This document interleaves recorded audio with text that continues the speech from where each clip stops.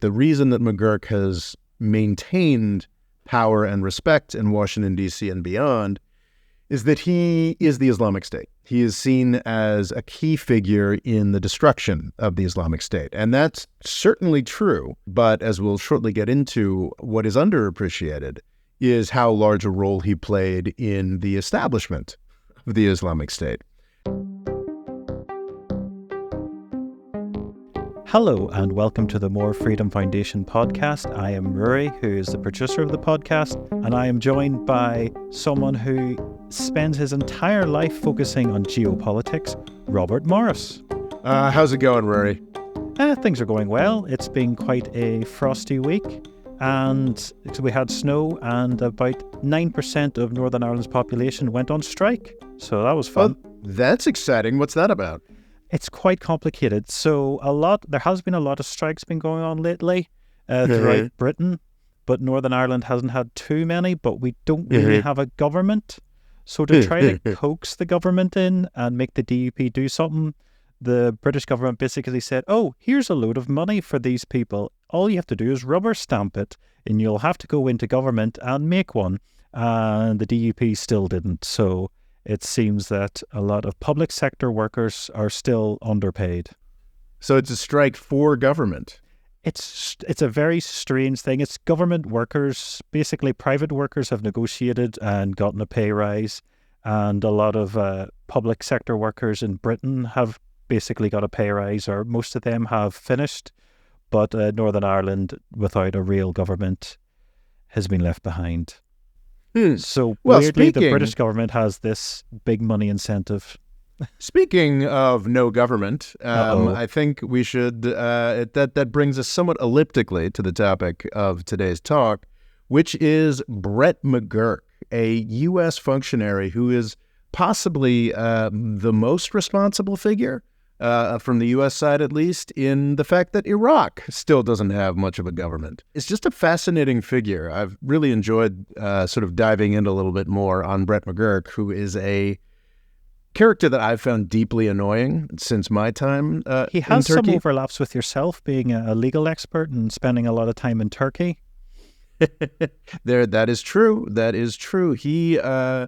It's had a fascinating career, this guy. And I think, let's be clear at the outset, we have come here to condemn Brett McGurk, not to praise him. It is fascinating imagining sort of a different world where a character like this guy could have been a tremendously positive influence. The problem is that he is in the contemporary American context where someone with his set of skills had nowhere to advance himself in U.S. government other than foreign policy.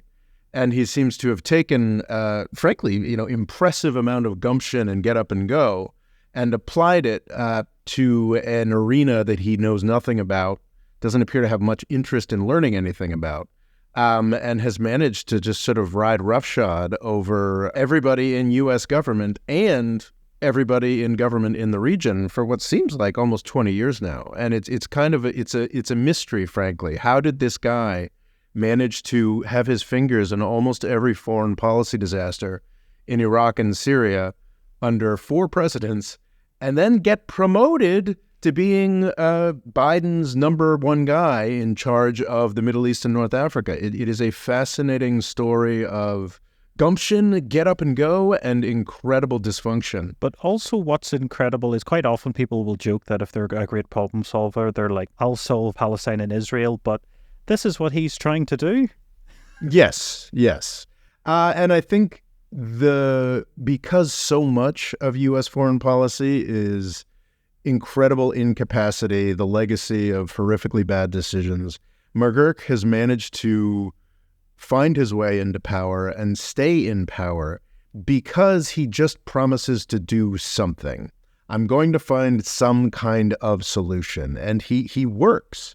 And it's, I was thinking earlier, like, it would be great if, in a different era, sort of maybe the pre-Ronald Reagan era of U.S. government, somebody like McGurk could have ended up at a U.S. government department that actually did something that mattered, or that actually did something that was positive, and could have perhaps had a tremendously positive impact. Like, can you imagine McGurk sort of carving his way through, say, the Medicare bureaucracies, or some other, U.S. healthcare desperately needs the kind of let's get stuff done intervention that Brett McGurk has brought to the Middle East.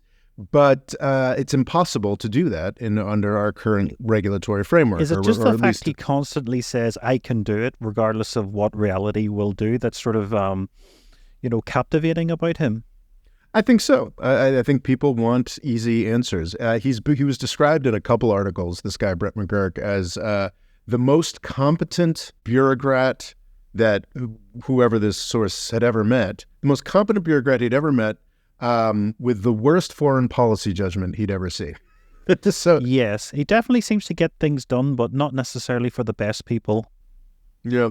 And it's interesting, I hadn't really appreciated this, but looking at sort of McGurk and where he came from, there's a lot about him that is appealing, I think, to a lot of, and specifically to Joe Biden, which is, I think, why he's ended up in a position of such undeserved power. Considering his litany of failures. This guy, I was impressed, actually, looking into this. I mean, this is sort of a early biography thing, but I think this is the kind of thing that matters to Joe Biden and a lot of people, is that he went to the University of Connecticut, which is a very good, perfectly respectable university, but it is not a prestigious university. It is not, and it seems like he, through his talents, through his hard work, managed to get to the Columbia Law School, which is an extraordinarily prestigious and impressive institution. And then he went on to be Supreme Court clerk for William Rehnquist, who was the Chief Justice of the Supreme Court around the turn of the century. And that's an extraordinarily impressive biography, and it indicates someone who's really got a lot of get up and go. Who really, I mean, this is the stereotype of the hardworking, come-from-nothing American that frankly doesn't exist much anymore.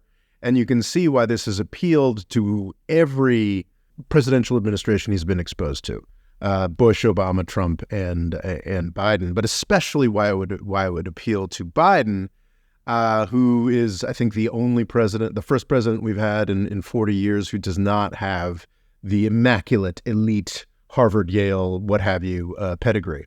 So that's perhaps, he's an impressive guy. What's fascinating is, he's only 4 or 5 years older than I am and has done extraordinarily more with his life. So I'm a little jealous of him, of course. Well, he's also done a huge amount of damage with his life, which no question, no question. You can argue that he's contributed to the deaths of not the full million, but 500,000 people. Certainly, one of the main reasons Israel-Palestine issues were able to get to as dire a state as they are currently. But let's start with his meteoric rise. He arrived in Iraq apparently in January 2004 at the age of 30 as one of many sort of legal advisors to the Coalition Provisional Authority, Would this U.S. have been in any way similar to the role you were doing in Turkey? Not at all. Not at all. Completely different. Not even a little bit. Not even a little bit. No, I was working in the private sector.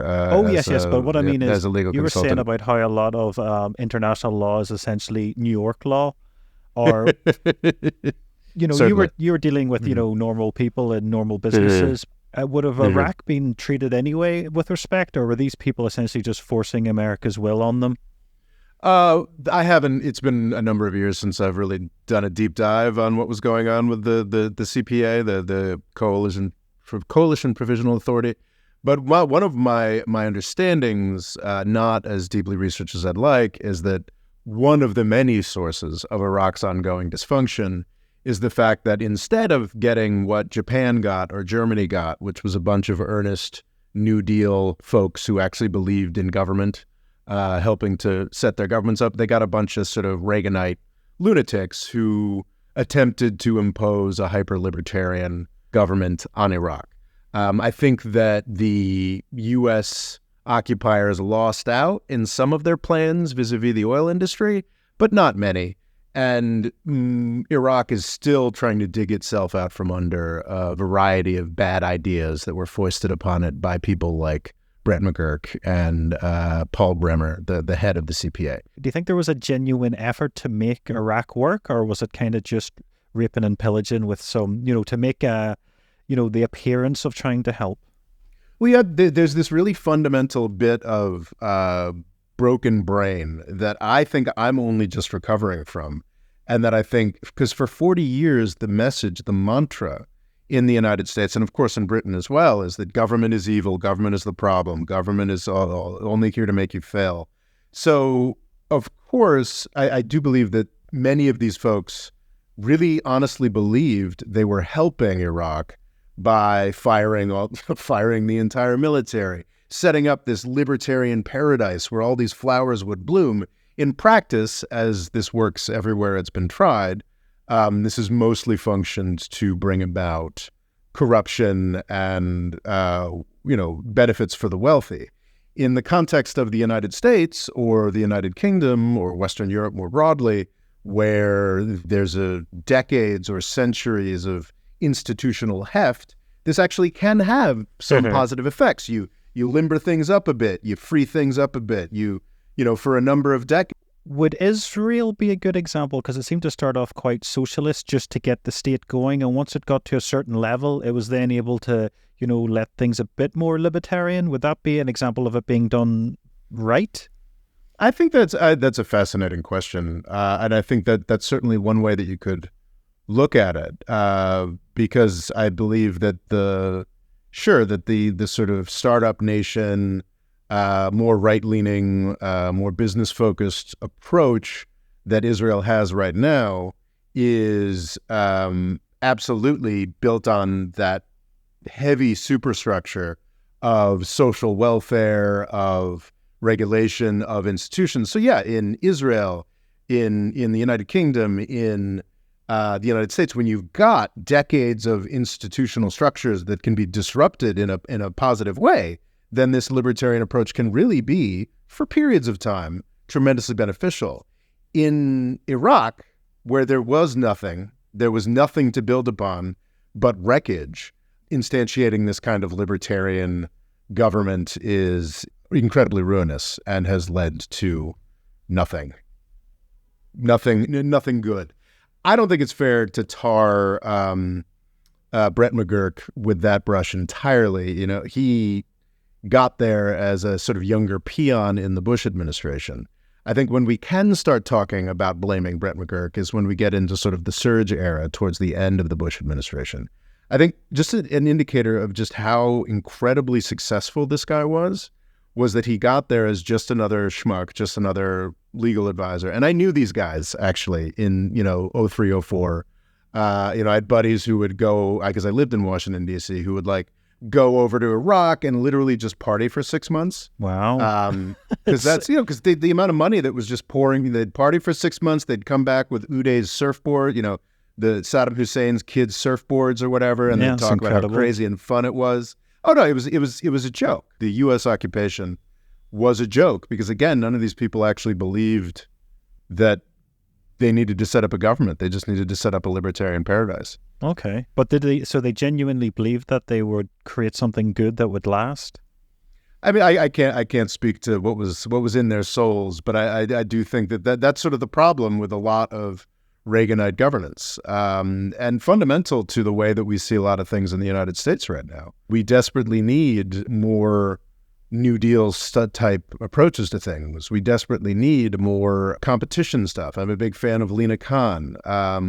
But most people, if Lina Khan, this is at the Federal Trade Commission in the United States, who is taking steps to break up monopolies or keep monopolies from forming in the United States.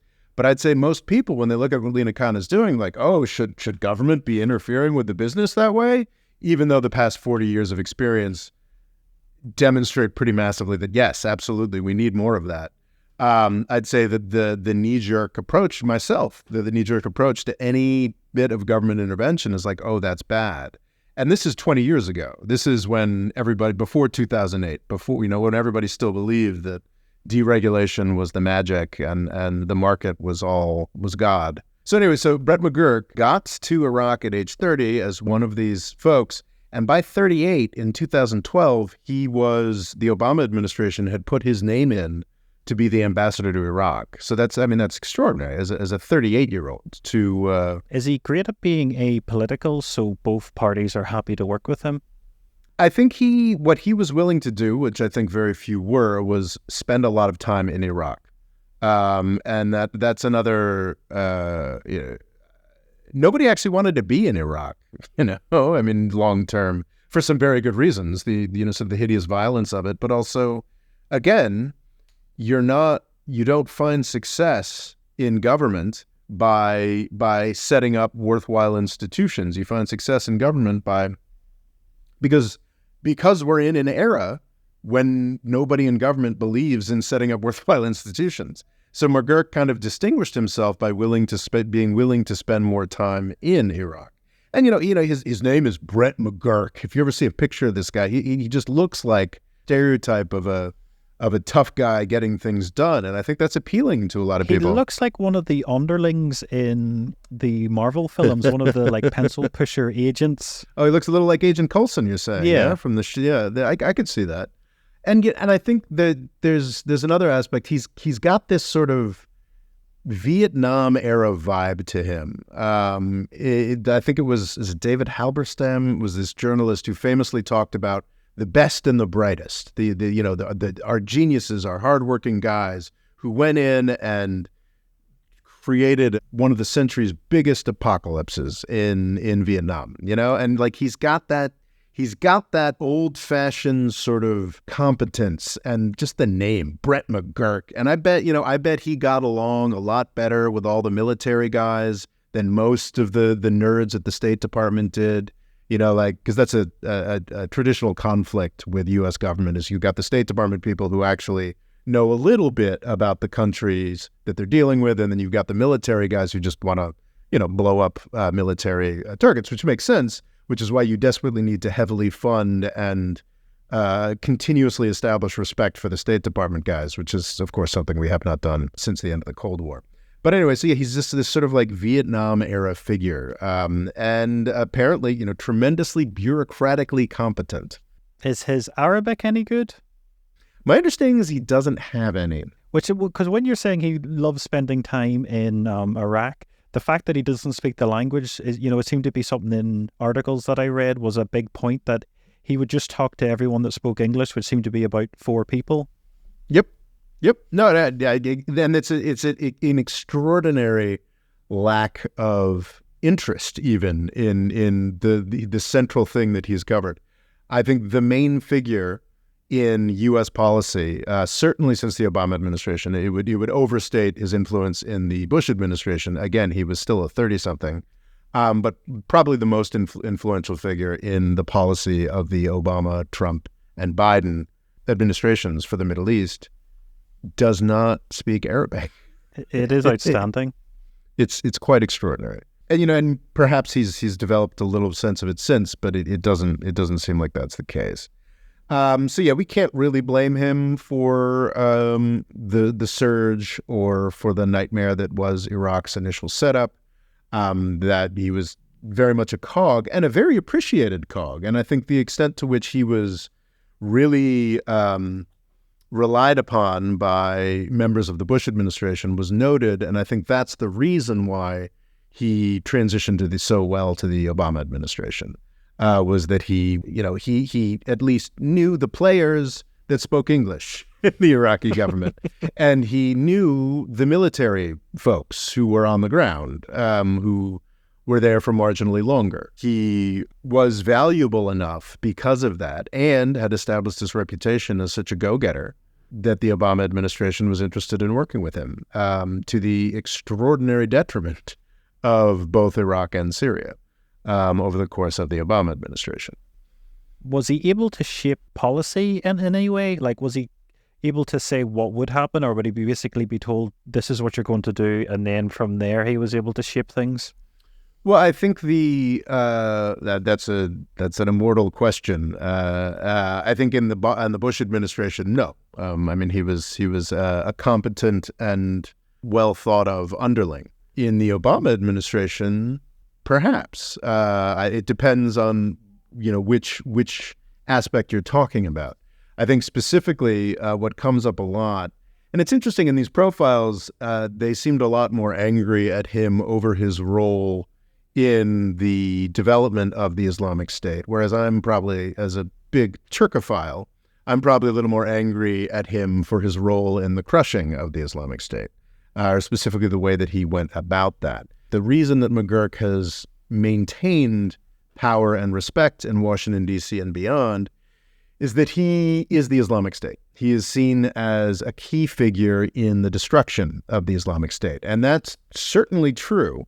But as we'll shortly get into, what is underappreciated is how large a role he played in the establishment of the Islamic State and how truly damaging the strategies that he used to end the Islamic State have been. I would argue that Brett McGurk is a pretty important figure, not just in the dissolution of Iraq and Syria, but honestly in the fact that Turkey is still an authoritarian state, or is becoming a more authoritarian state. Because he's someone that's been quite critical of Turkey. He's said they're, as far as a NATO ally goes, they're not the best, and he's sort of wouldn't be too upset if they were to be kicked out. I am not saying we should kick Turkey out of NATO, but the question in the present tense, are they an asset to NATO? And what is NATO? It's a vital transatlantic alliance aimed to protect the security and prosperity of its members. And on that standard, Turkey right now is not an asset to NATO.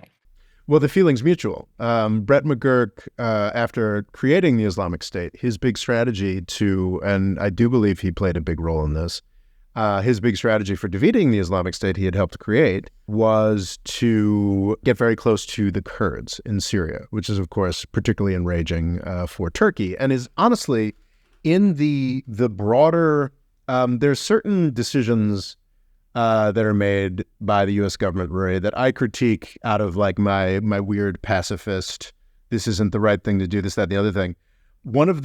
But from the perspective of any supporter of U.S. power, supporter of NATO, which I am not a big supporter of NATO, but any supporter of U.S. power, supporter of NATO, has to be absolutely gobsmacked by how insane it is that the U.S. government basically almost threw out its relationship with Turkey, the largest military in NATO, to defeat a crappy little militia in Iraq and Syria that we had essentially created. So we basically created a crappy little militia, and then we turned on one of our most powerful allies in the region to defeat that crappy little militia. And that's just mind-boggling. And that's Brett McGurk's big success. Because when you look him up, the big thing he's known for is when not Donald Trump personally, but when Donald Trump let Turkey basically take out a lot of Kurds, and he was very adamant against that. Well, of course, Brett McGurk is a member of the hashtag resistance. He is, after working for Donald Trump for, I think, almost 2 solid years, he really flipped out, not because of the Muslim ban, not because of any number of horrible things that Trump did, but because Trump wanted to stop supporting the Kurdish separatist region against Assad and let Erdogan do what he wanted there. Yes, the PKK.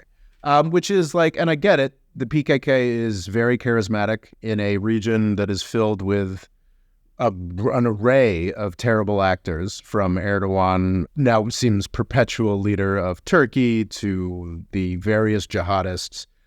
We spent so much time and money trying to find somebody attractive to support against Assad, and it was so delightful that we finally found the Kurds with their charismatic female guerrillas and their, progressive, up until 1989, we'd have called it commie, but, their progressive approaches to things. We loved those guys so much that we kind of looked over the fact that they actually were never fighting against Assad. That choice was insane. We'll get back to that, but it's important to focus also. There are 2 reasons why the Islamic State rose. And I think that there's one reason we hear a lot about that Brett McGurk was almost entirely responsible for. And then there's another one that actually, it's not clear to me. The primary damage in Syria might have been done during one of those intervals when Brett McGurk was not in power. I could be wrong about that. But in the couple profiles I've gone through, it's not so clear to me that he can be directly blamed for the choice to fund a massive jihadi free fire zone. The Islamic State absolutely came out of Iraq, but the reason that they were able to boomerang back into Iraq is because the United States government, in cooperation with the Saudis, the Turks, and others, in 2011 and 2012, created a massive jihadi free fire zone in Syria. This is, by my mind, the principal thing that Obama is guilty for in creating the Islamic State, was creating these safe bases for the Islamic State to come in from Iraq. And then in 2014, after 2 or 3 years of setting itself up in this jihadi free fire zone that the United States created in northern Syria, then it came rampaging back into Iraq. That's what's happened. And I don't think enough satisfactory information to say definitively that Brett McGurk had a large degree of responsibility for that very stupid plan to create a jihadi free fire zone in northern Syria. What nobody disputes, and is pretty obvious, is that he's almost directly responsible for the other half of that.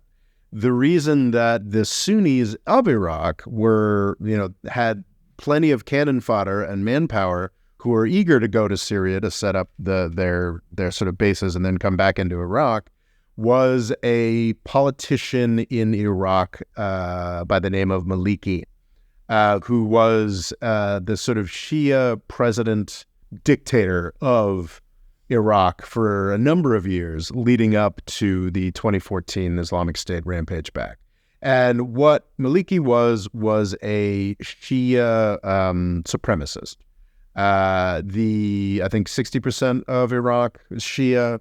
And then, of course, you've got another 20% who are the Kurds, and Maliki sort of made some deals with the Kurds and opted to crush the Sunnis. And that's where one of the main well springs of the Islamic State, which is primarily a Sunni resistance group, was the oppression of Maliki. And Maliki was Brett McGurk's guy. As a guy who did he ever get introduced to him, do you know? Well, Brett McGurk was a progressively more and more powerful guy in the U.S. administration of Iraq. And Maliki is an Iraqi politician, so I don't know the details, but it's not surprising. But did he speak English? Was he like one of the few that did speak English, so he got on well with him, or? I don't have that confirmed, but it does seem that Maliki figured out that this McGurk guy was a good guy to cultivate and did so. And also Maliki is also an incredibly hard worker, which apparently in Iraq isn't always considered a good thing. Yeah, I saw that in that article. Just this idea that if you're working hard in Iraq, you're probably working hard in service to corruption and screwing other people over, or plotting against everyone else. Yes. So Maliki is, and I think is renowned across the board. This isn't some dissident approach here. It's that Maliki and his Shia supremacism were sort of the root of the problem of the Islamic State, and one of the roots of the Islamic State problem. And in 2014, he was quickly ushered out of power. And so that's the thing, is that like the Islamic State can, to some degree, be laid at Brett McGurk's door. Yet Brett McGurk, again, because he's a go-getter, because he's a problem solver, because he was willing to go get things done, became the point man for defeating the Islamic State. And the Islamic State was, in fact, defeated, which is a good thing. It's quite frustrating to see that one of the guys who created the Islamic State is now credited with solving this problem. He created the problem and then he solved the problem. And that is certainly a strategy for bureaucratic success. But it's not how usually jobs work. Generally, if you create a situation and fix it, you get in trouble for creating it in the first place. I've heard that he's been sort of, he keeps failing and succeeding upwards. Would you agree with this? Yes, I think that is definitely a description of what Brett McGurk has been up to. The way that he succeeded against the Islamic State is tremendously damaging, as I noted. Just from a historical context, people are going to be like, wait a second. So we tremendously damaged our relationship with the largest military in NATO, the home of a lot of American bases in the area, For what exactly? Because of the degree to which, I think people have already forgotten the degree to which the Islamic State dominated headlines in the United It was States. considered like, oh, this is the end of the West. They're just going to take over every Arab country, and from there there'll be a new super state. And also the fact they were so much they're so much better with technology compared to what had come before, and the videos they released were just so grisly and attention grabbing. It was just like, this is the Mongol hordes have arrived. This was always pretty ridiculous. And in practice, and this is sadly historical fact, that the Islamic State evaporated rather quickly after the United States stopped funding jihadis in the Syrian war. Like almost, it was pretty direct. And yes, we also had tremendous opportunities to bomb, and bombed quite savagely. The only, one of very few things that are comparable to what Israel is doing to Gaza right now are the U.S. bombing campaigns against Mosul in Iraq and Raqqa in Syria. What's, of course, the distinction there is that there were actually locals for us to work with in Syria and Iraq, whereas what Israel's doing in Gaza is utterly hopeless and is just destruction for destruction's sake. It is a problem that the United States created, and then the United States patted itself on the back for solving at the cost of only billions upon billions of dollars of U.S. bombs, which is exactly the sort of thing we like. So it is by Washington, D.C. lights, the fact that Brett McGurk was able to find a way to successfully defeat somebody, not something that the United States has done much of this century, or really since World War II, and managed to find a way to do so with a spectacular amount of munitions. That's big success from Washington, D.C.'s perspective. Turkey's a mess because of it. Syria's a mess because of it. That's the U.S. goal. And Iraq remains a mess because of Brett McGurk's time in power, but that doesn't really matter that much as long as a lot of bombs got used. And that is an unfortunate. And specifically, I've mentioned many times with Turkey that the main problem and the main source of Erdogan's continued time in power is the war in Syria. It is the chaos from the war in Syria. Of course, he's a talented politician. There are many fault lines and issues within Turkish society that made that sort of thing more likely. Without the war in Syria, Erdogan would not have had as many levers to pull. And that the war in Syria was absolutely a choice that the United States made. And Brett McGurk, specifically his affinity for the Kurds. I first heard of Brett McGurk because he was a real hate figure in Turkey, because he was seen as the U.S. government guy who was the face of getting in bed with the Kurds. And I think that's a slight overstatement, but I don't think a too large a one. And yeah, like Brett McGurk helped to provide the justification for Erdogan's continued time in power. He lost an election in 2015, but was able to leverage Kurdish resistance in Syria and in Turkey into winning a rerun election just a few months later. And Brett McGurk is one of the guys who provided that opportunity to Erdogan. So really just a disastrous tenure. And then, but he, has developed some loyalties. And it does seem like Brett McGurk is a loyal guy. Like he is loyal. Well, that's one thing it seemed to say. Once you're sort of locked in with him, he will just work day and night to obviously further himself, but also further you as well. Like he does seem to be a phenomenal worker and incredibly intelligent and charismatic. Oh, I don't know if I'd go with incredibly intelligent, but he does seem to be fairly charismatic. I know this article was very much in his favor, but it was just laying down everything about basically he's so wonderful, except that sometimes he does do pure evil and help an incredibly bad man. It's almost like he's just a tool. You just have to, a gun doesn't kill people. It's a bad person with a gun, so you need a good person. So if he's controlled in the right way, he would only do good. Well, fundamentally, it seems like he's a guy who wants to get things done, and that's important. But there does not seem to be much introspection or thought about long-term success. It is getting things done, putting wins on the board in the short term, and not really thinking through what the long-term effects would be. And of course, the classic example is jeopardizing our relationship with Turkey, a top 20 economy biggest military in NATO, in order to slightly more efficiently blow up a crappy little militia that was largely still fighting because we were funding it.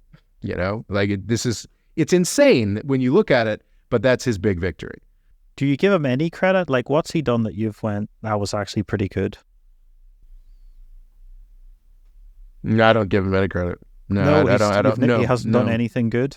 Well, no, it's all fruit of poisonous tree. It's it's all in pursuit of U.S. hegemony and selling bombs in the Middle East. I think you can, he's seen, obviously the fact that the Islamic State is no longer in power is good, and you can make an argument that he facilitated that in a number of ways. But I think it's a pretty open question. Wouldn't the Islamic State already, have, did we really need to destroy Mosul and Raqqa? Could we have just cut off the funding? Because we did both. We ended up doing both. Did we really need to do as much destruction as we did? Do we really need to take all of those Arab regions in Syria and put them under Kurdish control, which is continuing to yield dividends in problems? And also, by supporting the Kurds the way that he does so loyally, he has created a zone, and this is not just him, this is consistent U.S. policy. We have created a zone of disorder that has allowed the Islamic State to flourish. The territorial Islamic State was crushed. The reason that there are still out in the desert folks who are carrying out attacks, mostly against the Syrian government, under the name of the Islamic State, is because of the disorder that we maintain in Syria as a result of Brett McGurk's policy.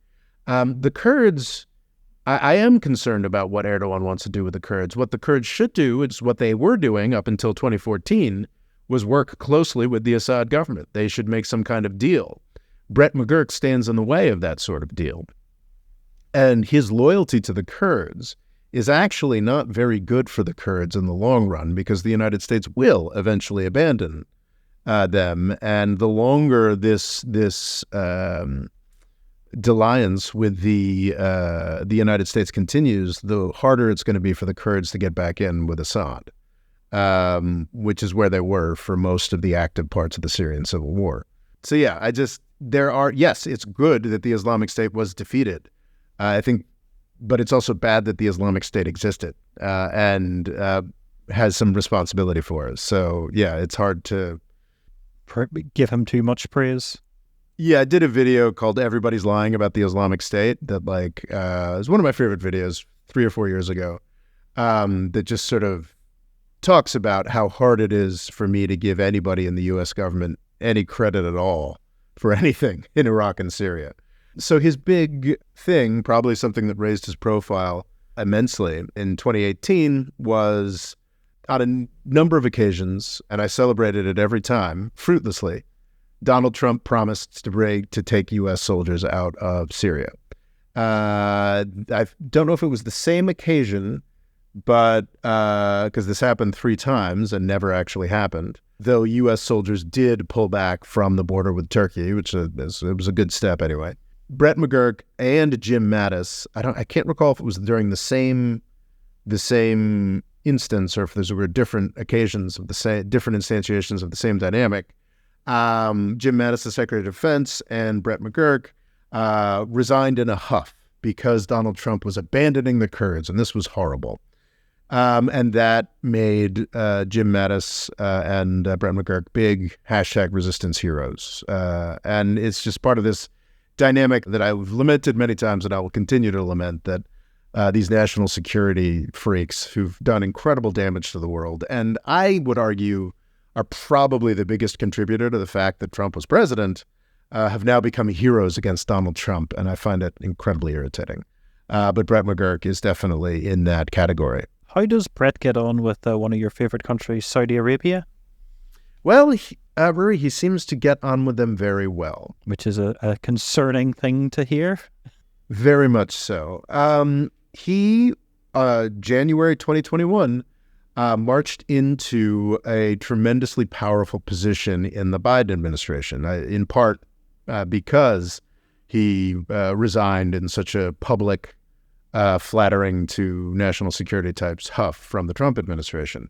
So starting January 2021, and this is, when you think about it, this is a lot of quite a tenure, actually. To have the same job through almost an entire presidential administration is kind of unheard of. Hillary Clinton was only the Secretary of State for 2 years for Obama. 2 years is sort of the standard stint. He does seem like actually somewhat committed. I was talking this over with a friend, and I don't know if this is entirely accurate, but a figure like this could have walked off 10 years ago to a lobbying job making extraordinary amounts of money. Like, he does seem to want to be in the mix and get things done. And the job that he has had since is the National Security Council's coordinator for the Middle East and North Africa. The National Security Council is a confusing thing. It depends from administration to administration. How each presidency organizes itself is very idiosyncratic. I think Henry Kissinger, even before he was the Secretary of State, was tremendously influential, was formulating Nixon's foreign policy as the national security advisor. It just depends. National security advisors can be the president's right-hand man and can be in charge of everything, or they can be some random joke.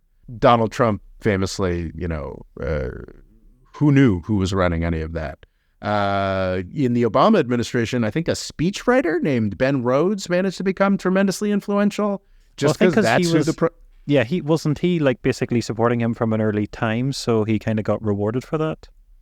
Well, it's just whoever the president wants to talk to, and however the power gets organized. Brett McGurk, by nature of the National Security Council has coordinators for all kinds of regions, and I don't know if any of those coordinators ever get to speak to Biden or not. I don't know how the Biden administration is dealt with.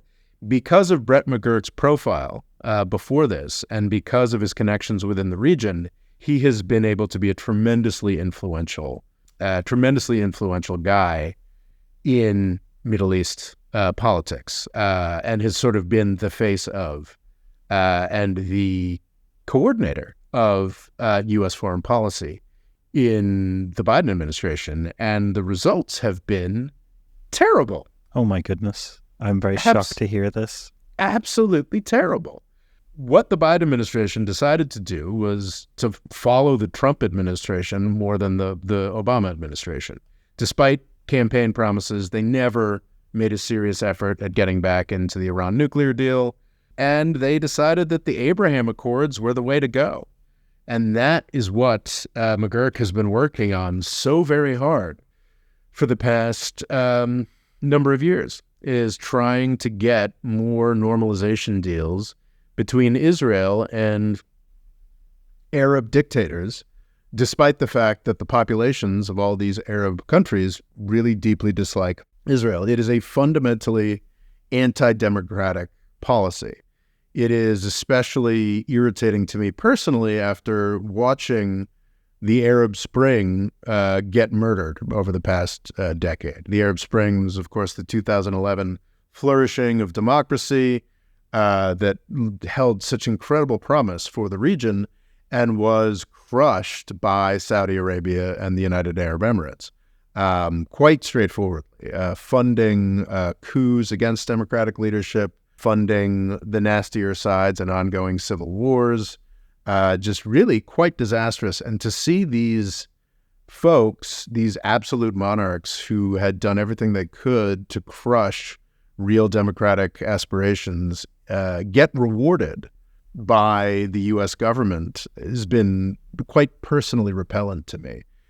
During the Trump administration, that sort of made sense. Well, okay, look at this laughably corrupt plan by these laughably corrupt people. It's not going to solve anything. It continued to be quite repellent to me. And to see the Biden administration opt for this has been pretty grim. And Brett McGurk has been guiding light behind that. We've talked about the deal before October 7th and how abhorrent I found it. The proposed deal is that basically the United States was going to give some kind of NATO-like security guarantee to Saudi Arabia, plus a lighter touch proliferation of nuclear technology, plus, in return for Israel getting a not worth the paper it's printed on normalization with Saudi Arabia that I don't think will last out the decade. Just truly morally bankrupt selling out of U.S. foreign policy to the architects of 9/11, Saudi Arabia, and to a country, Israel, that has been revealed to be horrifically brutal, and to which I believe certainly ethnic cleansing can be attributed to, and possibly genocide as well. So it's all quite distasteful. But the Biden administration and the Washington, D.C. press corps could tell itself that this was an approach that was somehow yielding success or was fruitful. And of course, at the heart of the Abraham Accords approach is the idea that the Palestinians are worth paying attention to, and that the Palestinians are are a joke to be ignored. But perhaps not that negative, but like the Palestinians just don't matter. And on October 7th, the bankruptcy of that approach became pretty gosh darn clear. And you've now got this place that has just the whole region is, I think, probably on the cusp of greater horrors to come. And it's a pretty stunning failure. And what the reason Brett McGurk came up most recently, reason I decided to go for this week, is that he's still apparently lobbying for some kind of deal between Israel and Saudi Arabia, despite the fact that for such a deal to be at all palatable to the Saudi people, it would have to be even more generous than the NATO and the nukes deal that was already being contemplated. I know it's a monarchy, but basically the population in Saudi Arabia is about 90% against any deals with Israel. Like absolutely. It's incredibly unpopular with them at the moment, even if, the people in charge are sort of, paying lip service. It just seems like it's a very hard deal to sell. Yeah. And it seems like Brett McGurk at this point is looking beyond the Biden administration, because I don't think that the Saudis are Republicans, and I don't think they're going to be willing to give any such deal to Biden, certainly not in an election year. So perhaps McGurk is just assuming that, Trump's going to get in and he'll be able to help that deal go through. But I also don't think that deal is ever going to happen. I think that certainly the Saudi royal family would love such a deal. But I think that the era when I think what everybody's telling themselves is that, okay, once this crisis passes, we'll be able to go do this normalization deal between Saudi Arabia and Israel. And I don't really think that this crisis is ever going to pass.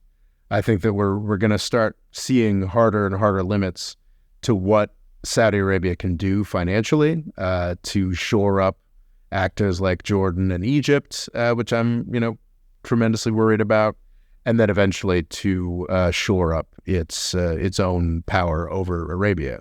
And I think long before those points occur, Saudi Arabia is not going to have the kinds of spare cash anymore that they need to grease the wheels in Washington, D.C.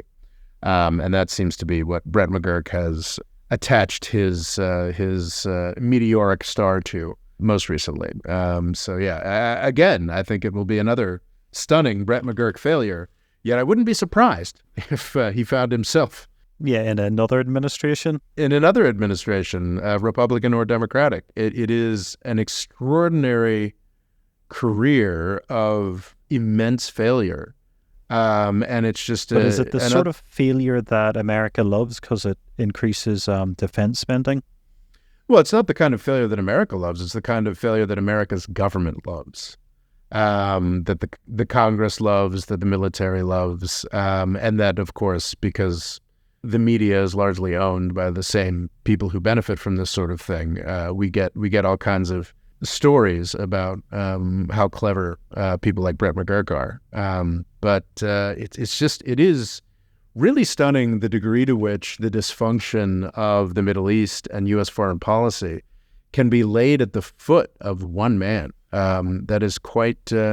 Also a man that very few people know about, and when researching him, a lot of the stuff is either this, very recent Israel deal, or what was happening with Trump with the Kurds. For a man to have so much power and to have caused so much devastation, to be essentially a nobody, to the vast majority of people is shocking. Well, that is part of how the whole system persists, is that there just so little is known about it. And it is just extraordinary. Like Brett McGurk is a pretty extreme example, but the number of people who just persist in power from administration to administration is it's larger than you'd think. Victoria Nuland, the woman who's largely running the whole Ukraine thing, was for Obama and Biden, was, I think, briefly Dick Cheney's right-hand woman in the Bush administration. There's a tremendous amount of overlap here that puts a lie to the idea that we've got some kind of partisan difference when it comes to foreign policy. Yeah. And I think a lot of people see that as a virtue.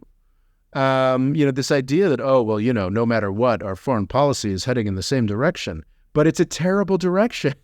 It's about selling weapons exclusively, and that seems to be the highest national interest that we're striving for. Has he any experience with Egypt? Just it's a country that's under a massive amount of strain at the moment.